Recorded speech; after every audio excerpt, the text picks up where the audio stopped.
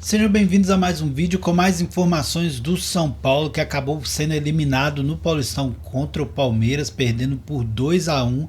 E a pergunta que não quer calar, que a mídia toda tá falando, é por que o Hernan Crespo não colocou o Danielzinho como titular, né? E nós vamos tentar entender um pouco mais com os nossos amigos da ESPN, também vendo os melhores momentos dessa partida.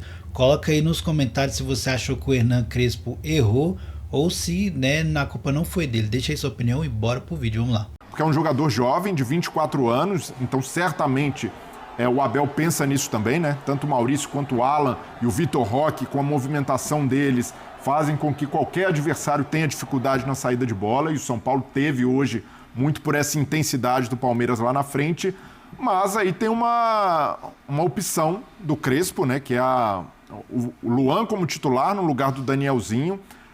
Aí um problema, hein? A princípio, quando eu vi essa mudança, eu imaginei que o Danielzinho tinha sido poupado no meio de semana e poderia ser um problema físico. Mas o Crespo, na entrevista antes do jogo, ele diz, não, uma opção, porque eu acredito que a força física do Luan pode ajudar nesse jogo. E eu acredito que o Crespo foi condicionado a essa formação pelo que viu do jogo de meio de semana do Fluminense com o Palmeiras. Porque o Fluminense entra com o Bernal, um volante também de mais sustentação, e o Fluminense joga muito bem. O Fluminense, apesar da derrota, conseguiu ali, em vários momentos, ser superior ao Palmeiras, porém com uma diferença. E até o Bernal começou jogando, mas logo depois se machucou, entrou o Otávio, também um volante de mais sustentação. O Fluminense foi bem, mas porque lá na frente tinha jogadores também muito dinâmicos, né? A exceção do Ganso ali, tinha o Lúcio Acosta que jogou como falso 9, Serna que volta para recompor o tempo inteiro.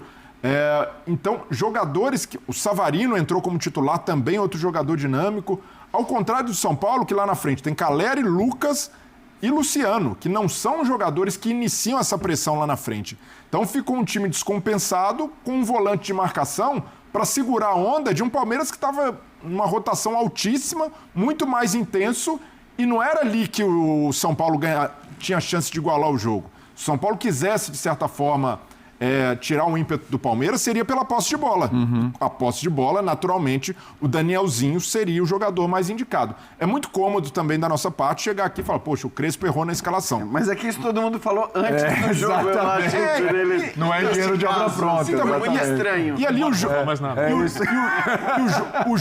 jogo mostra pro Crespo que quando ele entra com o Danielzinho, São Paulo melhora muito, porque passa a ter mais a posse de bola, tarde demais, controla mais. O São Paulo, dá até para dizer ali, pelo que produziu, e o Palmeiras baixou a rotação, foi melhor que o Palmeiras no segundo tempo, ligeiramente melhor.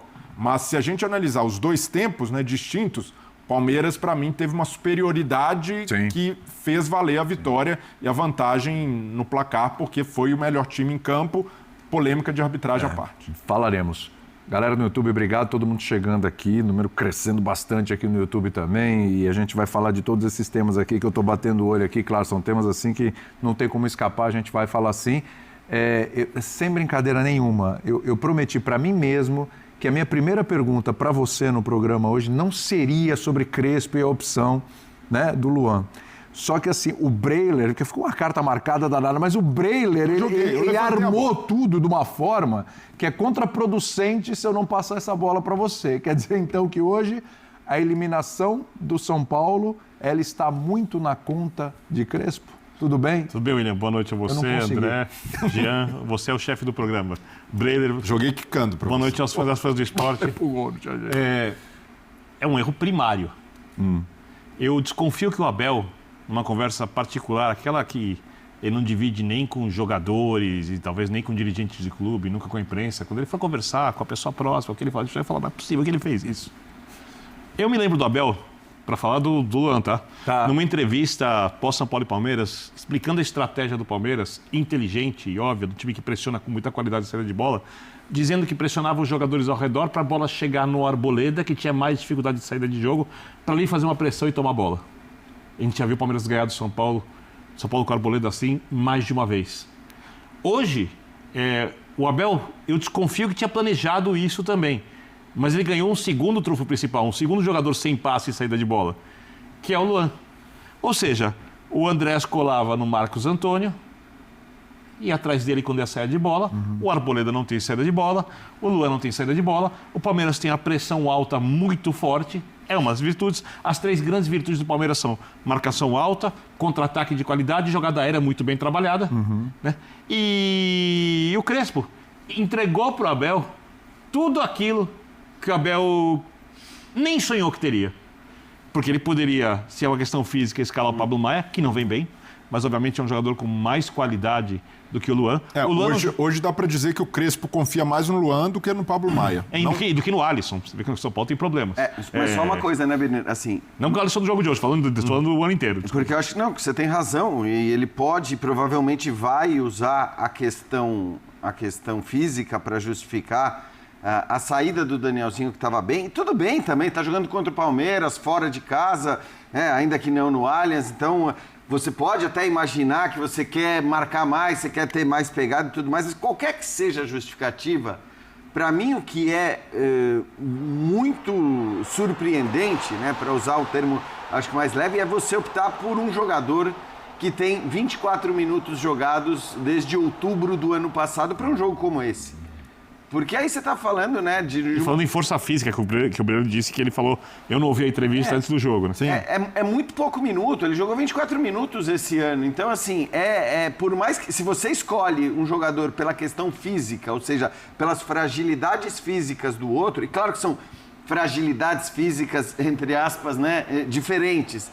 Uma é uma questão que o jogador pode se lesionar, a outra é que está sem ritmo, mas de qualquer maneira é um jogo muito grande, é um clássico valendo vaga na final para você colocar um jogador que tem 24 minutos na temporada. Eu acho que essa escolha, primeiro, como o Jean falou, de um cara que não está jogando, segundo, de um cara que tecnicamente não é um jogador para o São Paulo, comprovado com o tempo, muitos períodos da carreira muito batalhador, não teve ali seus problemas, tal, muito respeito assim, mas... Tecnicamente, nunca foi um volante de qualidade de jogo. Eu lembro que o Diniz tirava o Luan da equipe exatamente para desenvolver a saída de bola dele, o passe é fundamental. Hoje em dia a gente exige que os zagueiros tenham saída de bola, os volantes precisam ter saída de bola, precisam ter construção também, senão você permite que o adversário pressione. E quando você não tem a saída de bola, além de você armar um sistema com 3 jogadores de meio de campo, deixando os lados um pouco abertos, se você não tem a bola, o adversário vai chegar o tempo inteiro pelos lados. E a terceira coisa, você mata o seu trio de frente, porque a bola não vai chegar. Sim. Quer dizer, Mas para mim o principal erro foi esse. Não querer ter mais posse de bola... Mas ele queria, ele errou feio, não é possível. Se ele não queria ter a posse de bola com 3 atacantes para levar a bola até a frente, se ele abriu mão disso e não escolheu jogadores de velocidade para o contra-ataque, até porque o mais recuado dos 3 era o Lucas, os atacantes... Desculpa, ele está vindo de outro esporte. Então, e ele é um técnico de futebol, ele sabe do que eu estou falando. Mas qual é a grande virtude do São Paulo, do Crespo, que encaixou? Estava 8 jogos invicto. Justamente a capacidade de controle no meio-campo com o Bobadilla, Marcos Antônio e o Danielzinho. Uma pressão melhor na saída de bola, pressão melhor na saída de bola do adversário, uma saída de bola com um pouco mais de qualidade do São Paulo para ter essa bola no meio-campo. Então, além disso... Ele abriu mão de tudo colocando o Luan em campo. Além disso, de mexer num mecanismo que funcionava muito bem e era adequado para esse jogo, justamente você consegue contra um time que pressiona alto, esfriar um pouco o jogo com essa posse, com jogadores de qualidade que o São Paulo tem no meio, como o Jean falou, um cara que está com pouco ritmo e não tem qualidade para ser E vou deixar claro, a responsabilidade não é do jogador. Não. Lógico que não. Você não pode pedir para o jogador que ele entregue aquilo que ele não está pronto para entregar. E ainda mais num ritmo que é diferente de Danielzinho, Bobadilla e Marcos Antônio, que vem jogando sempre. Ou seja, para completar, o Abel... Eu acho que ele nunca vai falar sobre isso. Mas se eu tivesse uma pergunta, eu falasse assim, olha, vou saber do Abel. Eu queria saber se ele pretendia ter essa ideia de jogo, de tanta pressão, assim, desde o começo do jogo, ou se isso mudou quando ele viu que ia ter Luan e Arboleda do outro lado. É isso aí, galera, esse foi o nosso vídeo de hoje, tentando entender o que passou na cabeça do Crespo, né, para poder não deixar o Danielzinho. Uma das marcas mais fortes nesses últimos jogos foi o meio de campo, né, do São Paulo, com muita força aí, com o Danielzinho jogando como titular, um dos principais jogadores nesse começo de temporada do São Paulo, e de repente não colocou ele, né? Possivelmente vai falar de algum desconforto, ou que não estava 100%, deve ter alguma explicação lógica. Dizer que é um jogador que quase não estava jogando nesse momento tão importante, seria melhor do que o Danielzinho, que estava simplesmente jogando demais. Vai dar muito o que falar, né? Com certeza todo mundo quer ouvir o que o Crespo tem a dizer, porque prejudicou o time de São Paulo bastante, deixou o time do Palmeiras gostar do jogo, deixou o time do Palmeiras ter aí as ações do jogo, e só quando o Danielzinho entrou no final que o São Paulo conseguiu arrumar ali e voltou aquela pressão, né, no Palmeiras, e quase conseguiu aí chegar perto do empate, né? Mas a verdade é que não deu para entender o Crespo. Não sei se você concorda, se a culpa foi do Crespo, né? É muito forte talvez de dizer que a eliminação foi por causa desse erro, na minha opinião, do Crespo, mas a verdade é que o São Paulo poderia ter muito mais chance entrando com um time que estava dando certo, né? Como disse, o time que está ganhando não se mexe, mas por algum motivo o Crespo mexeu no momento que não deveria mexer, né? Trazendo o time do Palmeiras para gostar do jogo, e o São Paulo que acabou ficando com talvez menos posse de bola, já que esse meio de campo consegue organizar tão bem a posse de bola. De quem que foi a culpa? Deixa aí sua opinião nos comentários, dos jogadores, do Crespo, de quem que foi, né? Deixa aí. E é isso aí, até o próximo vídeo, valeu, fui!